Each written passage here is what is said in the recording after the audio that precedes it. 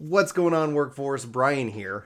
Chris here. And today we're talking to those of you who are considering jumping in to Final Fantasy XIV or perhaps returning after a long break. Basically trying to answer the question, is now the time to return? And if so, what should you be doing? What should you be working on? And one of the things that Chris and I are going to be working on for you guys here on Work to Game, or maybe even on Gaming Kinda, we've got all kinds of channels. Check them out if you're interested in it.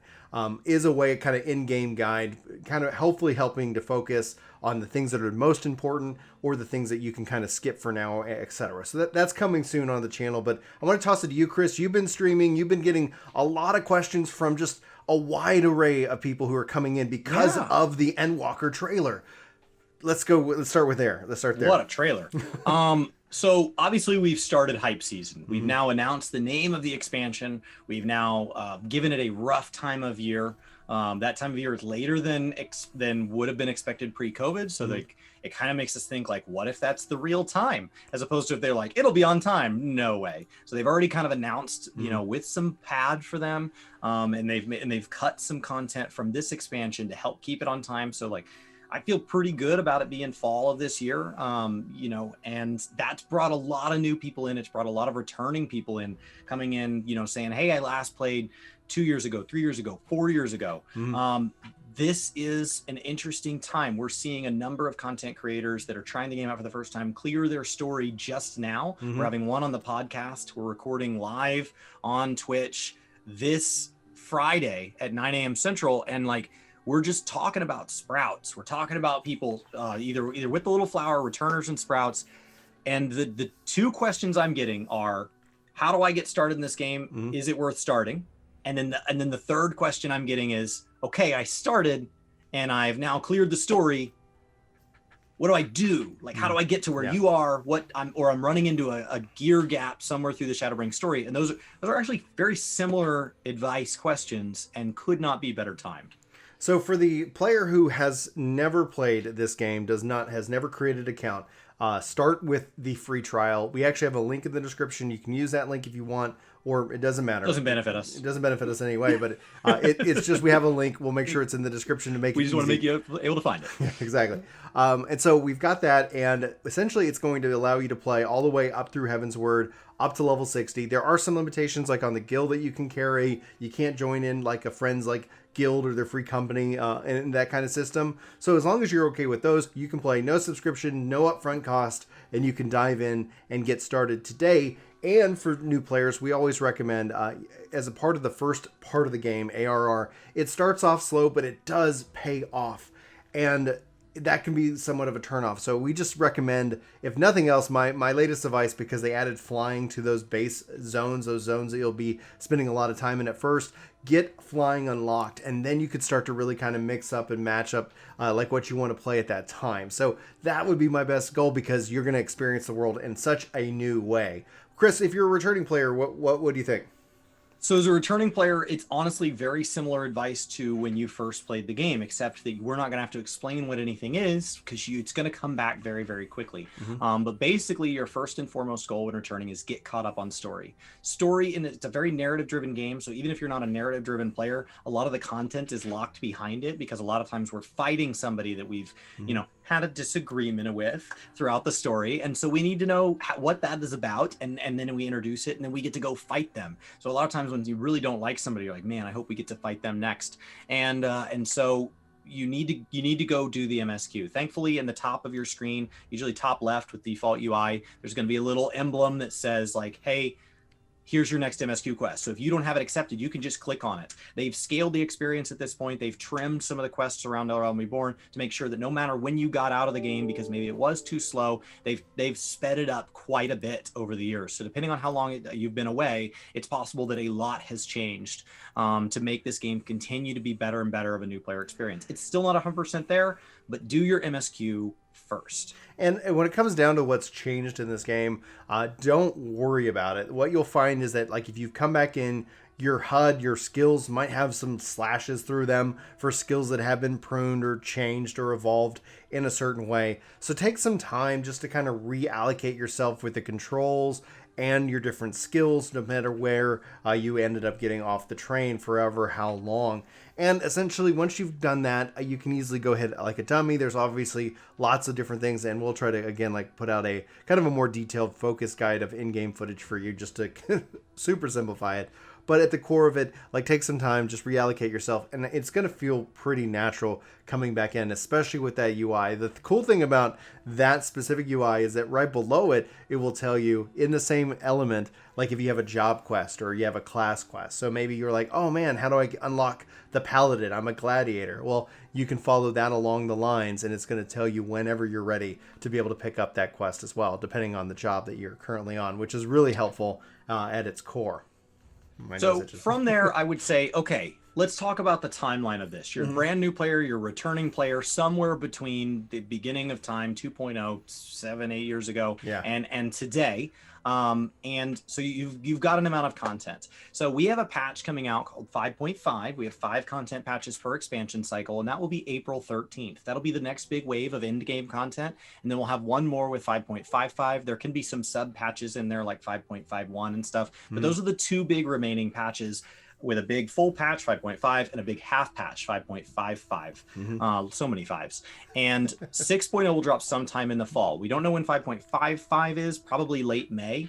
And so those will be kind of our plan. We don't have a specific date on that. And then we have the next big convention type thing, the next big fully free digital online event, May 15th and 16th, where we'll find out more about 6.0.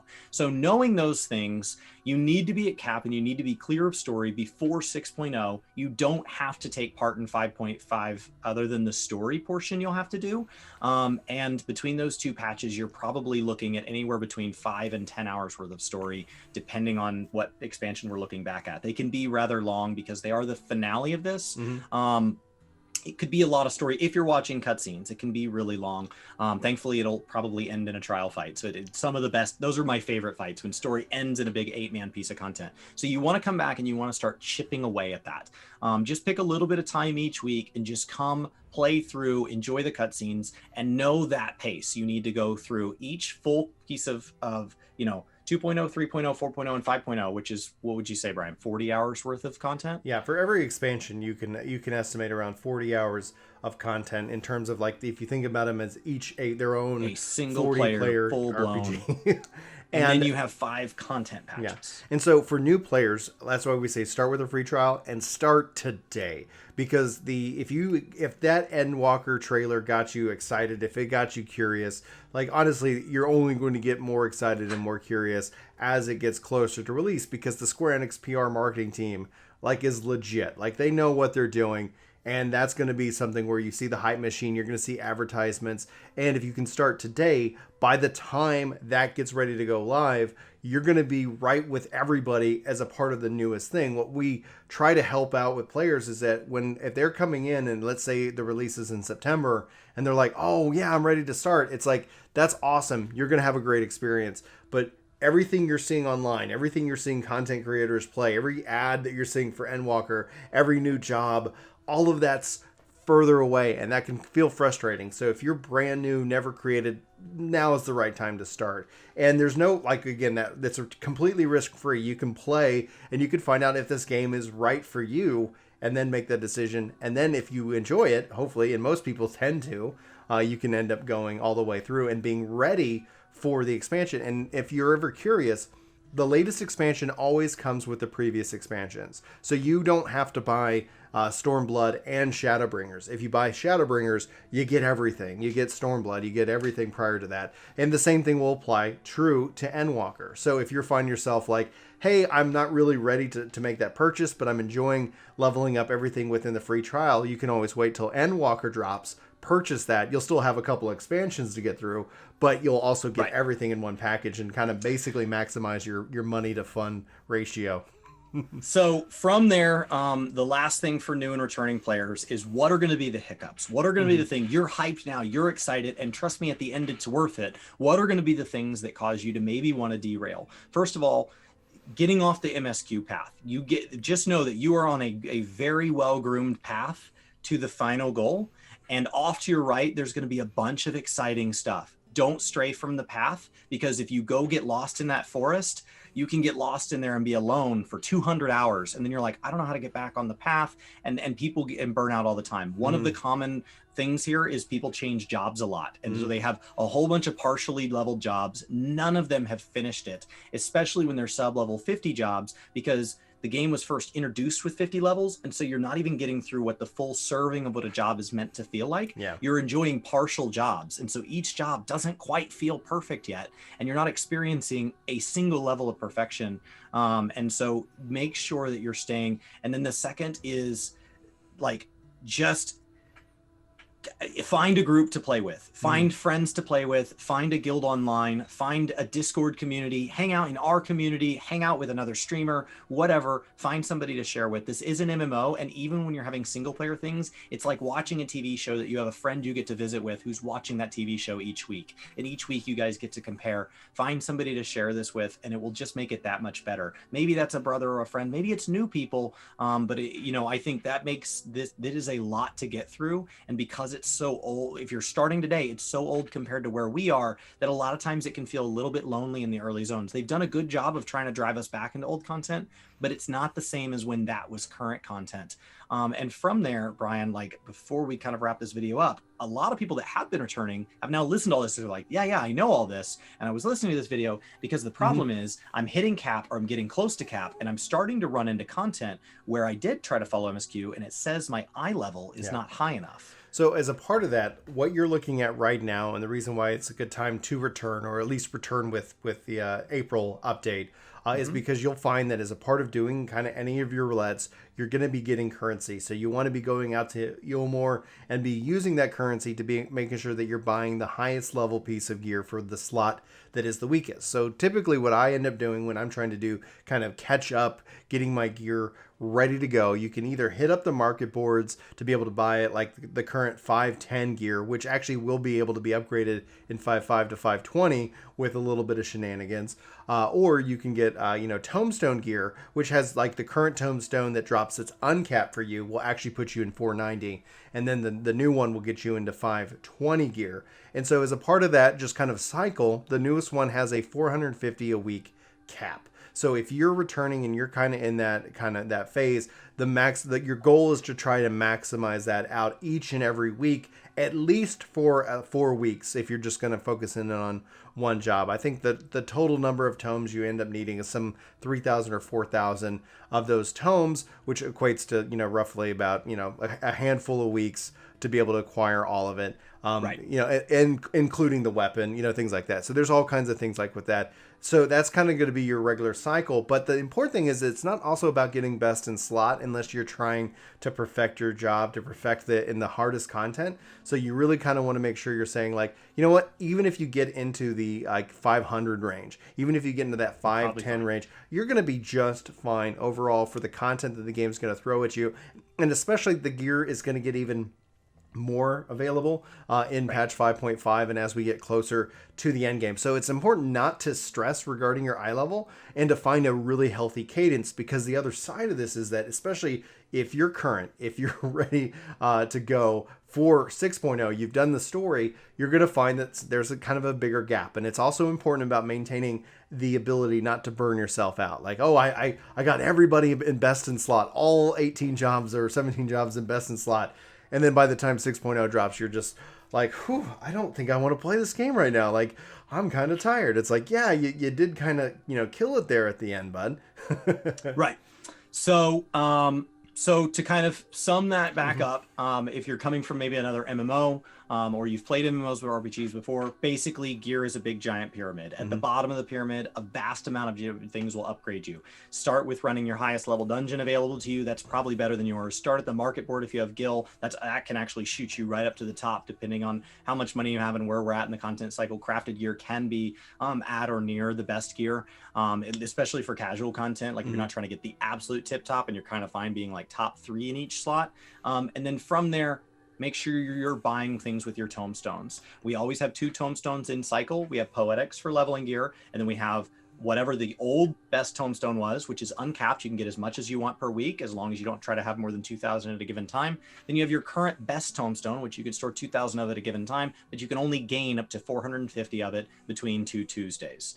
And so that's kind of where that gets from. That will get you up the pyramid a little bit further. Now you're talking about running the highest level dungeons in the game, and you're buying tome gear, and you're doing your raids. Currently, our raid series is called Eden. We'll get a new one with the next expansion.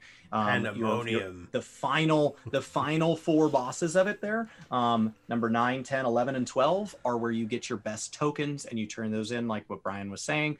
And then from there, to go any higher up that pyramid, you do start to talk about using words like extreme and savage and ultimate, and you're running content that has the word ultimate.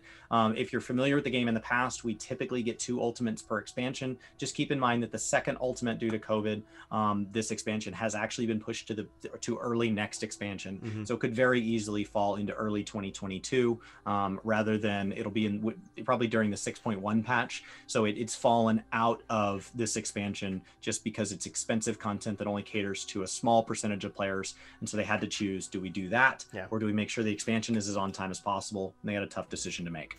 After that, I would say, like, if you guys have any questions, you can always leave them in the comments, hit us up on Discord or Twitter. But also, even if you're leaving in the comments, the community is just fantastic, and everybody's just trying to be helpful and get people in, or get people to come back and really kind of just dive in and hopefully have a really good time with the game. Right now, there's no better time than as you get into that excitement, as you get into that. You'll also see this is a time that a lot of people return. When I say this, sometimes people are shocked by it, but 14 actually has this like very dedicated, passionate community that plays the expansion, will take a break and come back with the 0.5 patch, get ready for the next expansion, play the expansion, and repeat. So this is kind of like their 3 to 4 months of just like hardcore Final Fantasy. So you end up having a massive swell of players come in during this time. So it's a great time to be a new player and a returning player. And it ends up being just a lot of excitement, because there's a lot to talk about. There's a lot to be excited about with the new jobs. And hopefully, if you guys are encouraged to check it out, you will. And if you need any help, just let us know. That's one of the reasons why we exist as content creators. And I am now full-time at content creation. So if you want to come ask me questions, I am live over on Work to Game with the number 2, link down in the description below. I am live there 8 a.m. to 2 p.m. CST every day. Brian joins me when he can. And I have all sorts of other creators coming on and doing all sorts of fun collaborative things. So it's a great time. And if you have any questions about this, you can always come ask me live. Absolutely. All right. I think this was hopefully a helpful video for you guys. If it was, be sure to leave a like. If you didn't like it at all, you always can hit that dislike button. Put it in camera. There we go. And that way it helps us let us know what you guys are looking forward to. But for Work to Game, my name's Brian. My name's Chris. Thanks so much for watching. Hopefully you have a fantastic one. But until then, take care.